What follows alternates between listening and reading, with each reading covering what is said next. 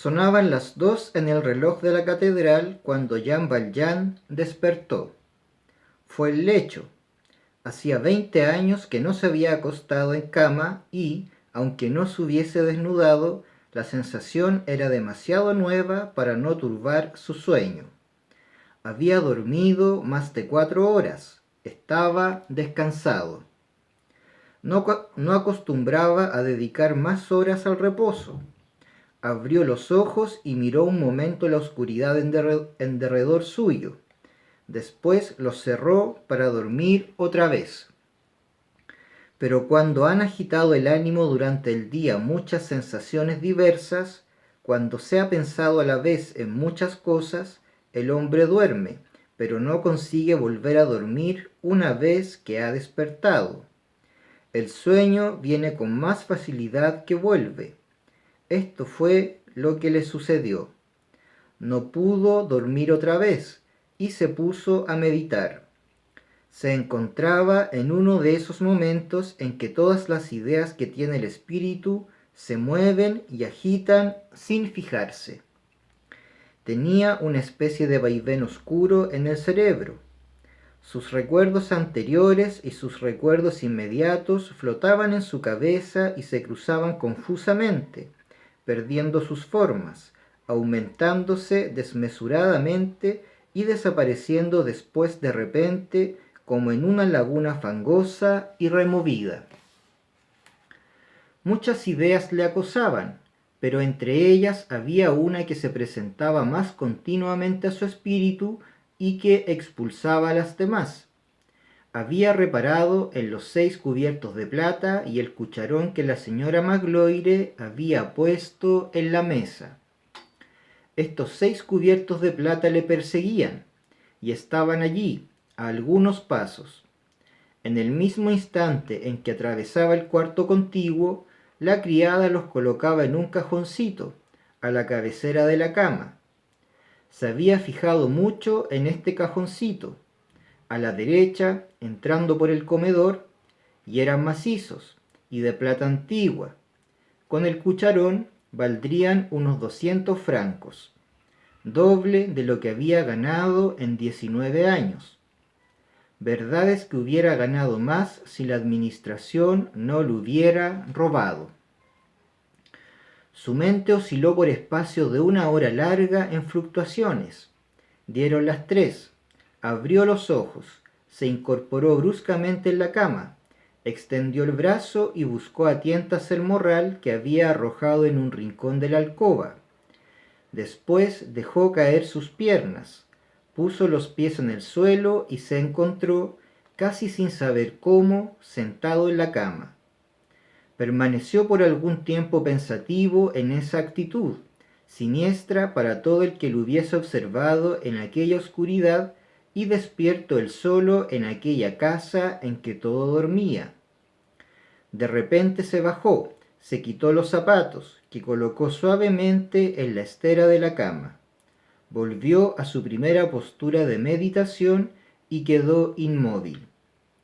En aquella horrible meditación, las ideas que asaltaban sin cesar su cerebro entraban, salían, volvían, formando una especie de peso en su cabeza.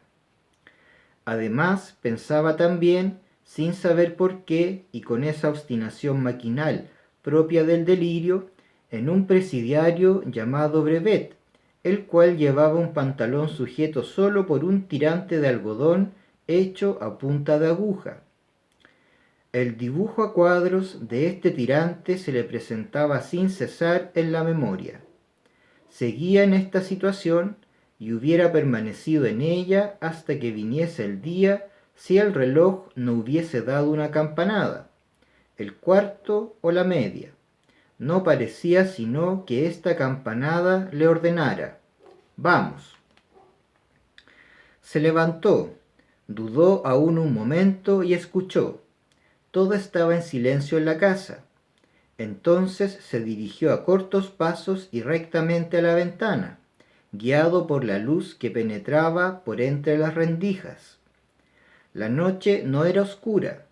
Había luna llena ante la cual pasaban las nubes impulsadas por el viento, que producían por fuera alternativas de luz y de sombra, eclipses, iluminaciones, y por dentro una especie de crepúsculo. Este crepúsculo, suficiente para servir de guía e intermitente a causa de las nubes, se asemejaba a las tintas lívidas que penetran por el respiradero de una cueva sobre el cual van y vienen los transeúntes. Cuando llegó a la ventana la examinó. No tenía reja, daba al jardín y no estaba cerrada, según la costumbre del país, más que con un pestillo. La abrió, el aire frío y penetrante que entró en la alcoba le obligó a cerrar enseguida. Observó el jardín con esa mirada atenta que estudia más que mira.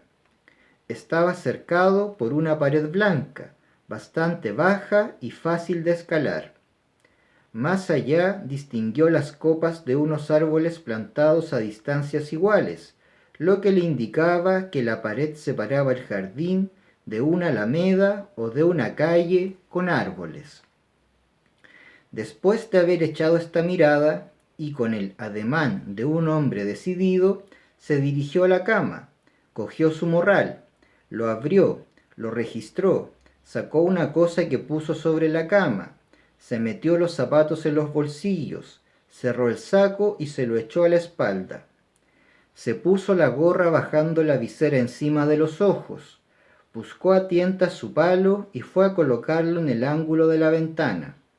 Después volvió a la cama y cogió el objeto que había dejado allí. Parecía una barra de hierro corta, aguzada como un chuzo por uno de sus extremos. Hubiera sido difícil averiguar para qué servía aquel pedazo de hierro. ¿Era una palanca o una maza? A la luz hubiera podido conocerse que no era más que un candelero de mina. Los presidiarios lo empleaban algunas veces para extraer piedras de las colinas que rodean Tolón, y no es extraño que tuvieran a su disposición útiles de minería. Los candeleros de minero son de hierro macizo y terminan en su extremo inferior en una punta que se clava en la roca. Cogió el candelero en la mano derecha y, conteniendo la respiración y andando con sigilo, se dirigió a la puerta del cuarto contiguo donde estaba el obispo, como sabe el lector. Halló la puerta entornada. El obispo no la había cerrado. Escuchó un momento. No se oía ningún ruido. Empujó la puerta con un dedo, suavemente. La puerta cedió a esta presión y se movió silenciosamente, ensanchando un poco la abertura. Esperó un instante y empujó de nuevo la puerta con más fuerza. Un gozne mal engrasado produjo un ruido ronco y prolongado. Jan tembló. Este ruido sonó en sus oídos como un eco formidable y vibrante, como la trompeta del juicio final.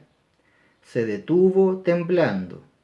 Oyó latir las arterias en sus sienes, como dos martillos de fragua, y le pareció que el aliento salía de su pecho con el ruido con que sale el viento de una caverna.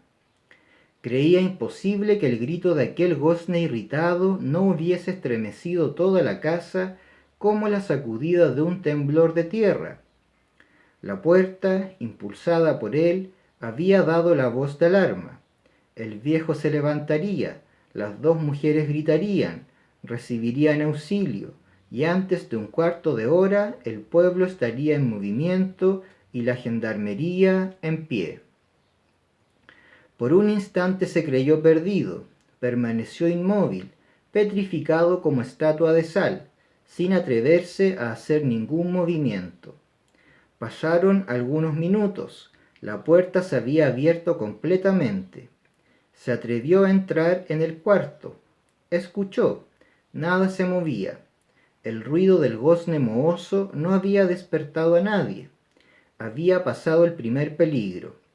Jean Valjean estaba sobrecogido y confuso, pero no retrocedió. Ni aun en el momento en que se creyó perdido retrocedió. Solo pensó en acabar cuanto antes. Dio un paso y se encontró en el cuarto del obispo. Reinaba una calma absoluta. Distinguíanse aquí y allí formas vagas y confusas que de día eran papeles esparcidos en una mesa, libros abiertos, tomos colocados uno sobre otro en un taburete, un sofá con algunas ropas y un reclinatorio. Pero en aquellos momentos no eran más que rincones tenebrosos y espacios blanquecinos. Se adelantó con precaución, evitando tropezar con los muebles.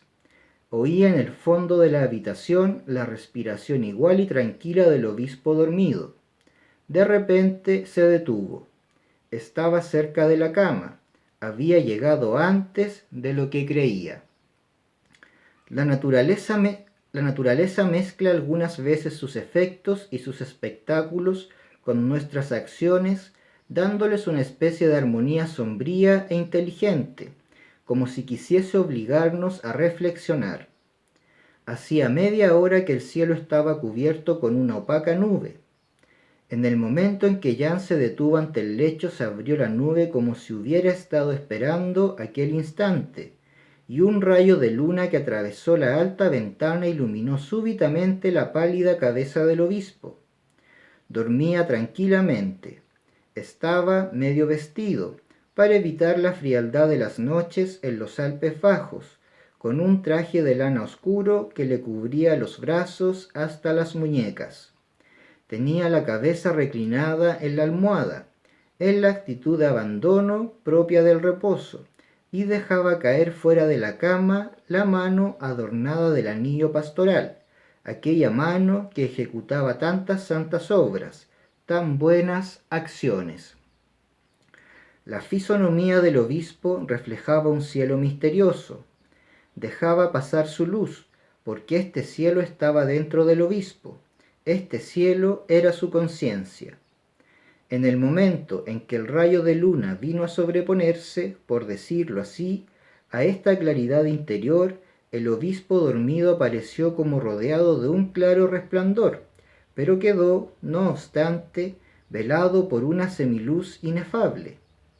Aquella luna, aquella naturaleza adormecida, aquel jardín sin un murmullo, aquella casa tan silenciosa, la hora, el momento, el silencio, daban un no sé qué de solemne al venerable reposo del obispo y rodeaban con una especie de aureola majestuosa y serena sus blancos cabellos, sus ojos cerrados, su semblante que expresaba la esperanza y la confianza, su cabeza de anciano y su sueño de niño. Había casi divinidad en aquel hombre, tan augusto sin saberlo. Jean Valjean estaba en la sombra con su barra de hierro en la mano, de pie, inmóvil, azorado ante aquel anciano resplandeciente. Nunca había visto una cosa semejante. Aquella confianza le asustaba. El mundo moral no puede presentar espectáculo más grande, una conciencia turbada e inquieta, próxima a cometer una mala acción, contemplando el sueño de un justo. Este sueño en aquel aislamiento y al lado de aquel hombre tenía una sublimidad que se sentía vaga, pero enérgicamente. Nadie hubiera podido decir lo que pasaba en aquel momento por el criminal, ni aun él mismo lo sabía. Para tratar de expresarlo es preciso combinar mentalmente lo más violento con lo más suave. En su fisonomía no se podía distinguir nada con certidumbre. Parecía expresar un asombro esquivo. Contemplaba aquel cuadro, pero ¿qué pensaba? Imposible adivinarlo. Era evidente que estaba conmovido y desconcertado, pero ¿de qué naturaleza era esta emoción? No podía apartar su vista del anciano y lo único que dejaba conocer claramente su fisonomía era una extraña indecisión. Parecía dudar entre dos abismos, el de la perdición y el de la salvación, entre herir aquel cráneo y besar aquella mano. Al cabo de algunos instantes levantó el brazo izquierdo hasta la frente y se quitó la gorra. Después dejó caer el brazo con lentitud y volvió a su meditación. con la gorra en la mano izquierda, la barra en la derecha y los cabellos erizados sobre su tenebrosa frente. El obispo seguía durmiendo tranquilamente bajo aquella mirada espantosa. El reflejo de la luna hacía visible confusamente encima de la chimenea el crucifijo, que parecía abrir sus brazos a ambos, bendiciendo al uno y perdonando al otro. De repente, Jean Valjean se puso la gorra, pasó rápidamente a lo largo de la cama sin mirar al obispo, dirigiéndose al armarito que estaba a la cabecera. Alzó la barra de hierro como para forzar la cerradura, pero estaba puesta la llave. Le abrió y lo primero que encontró fue el cestito con la plata. Lo cogió, atravesó la estancia a largos pasos, sin precaución alguna y sin cuidarse ya del ruido. Pasó la puerta, entró en el oratorio, cogió su palo, abrió la ventana, la saltó, guardó la plata en su morral, tiró el canastillo, atravesó el jardín, saltó la pared como un tigre y desapareció.